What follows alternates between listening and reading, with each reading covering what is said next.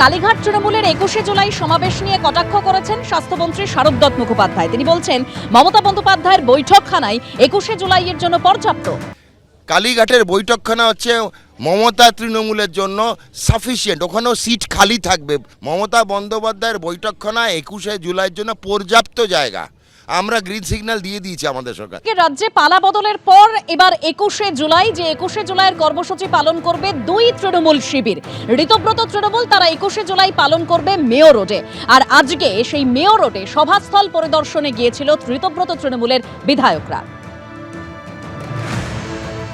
Victoria হাউসের সামনে যেটা হতো ওটা শহীদ স্মরণে সমাবেশ হতো না, ওটা সেলিব্রিটিদেরকে ভরিয়ে শহীদদের প্রতি অপমান হতো। ওটা আমরা যেটা করব, এটা শহীদ স্মরণে সমাবেশ, শহীদ তর্পণ, এবং এখানে শহীদ পরিবাররাও থাকবেন এবং সম্পূর্ণভাবে এটা রাজনৈতিক কর্মসূচি। যেই উদ্দেশ্যে এই কর্মসূচি, সেই উদ্দেশ্যটাই আমরা এই কর্মসূচির দ্বারা পূরণ করব। এটা কোনো সেলিব্রিটি শো হবে না। অনেক কিছুই করছে, এতগুলো বিধায়ক একদিকে, বিভিন্ন জেলার যারা নেতৃত্ব, প্রাক্তন মন্ত্রী, প্রাক্তন বিধায়ক, তারা সকলে একদিকে। তাদের ব্যাপারেও তো বলে যাচ্ছেন যে তাদেরকে নাকি পুলিশ ভয় দেখিয়ে করেছে। আরে সবাইকেই কি ভয় দেখিয়ে করছে? ভয় দেখিয়ে করার এখানে কোনো বিষয় নেই।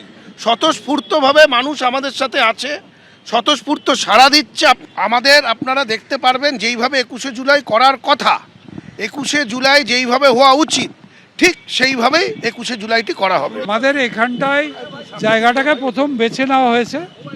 আমরা গান্ধী মূর্তির পাদদেশে এসে গান্ধীর প্রতি আমাদের শ্রদ্ধা নিবেদন করার সঙ্গে সঙ্গে আমাদের যারা ১৩ জন শহীদ হয়েছিল সেদিন, তাদেরও আমরা তার জন্য শহীদ বেদি করব এবং শহীদ বেদি করে তারপরে আমরা তাদের প্রতি শ্রদ্ধা প্রদর্শন করে আমাদের সভাটা করব।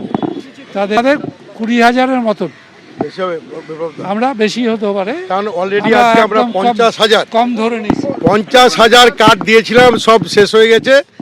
এখনও অর্ধেক জেলা বাকি আছে। জেলা থেকে এত আগ্রহ বাড়ছে আসার জন্য, ৫০,০০০ কার্ড অলরেডি ডিস্ট্রিবিউটেড।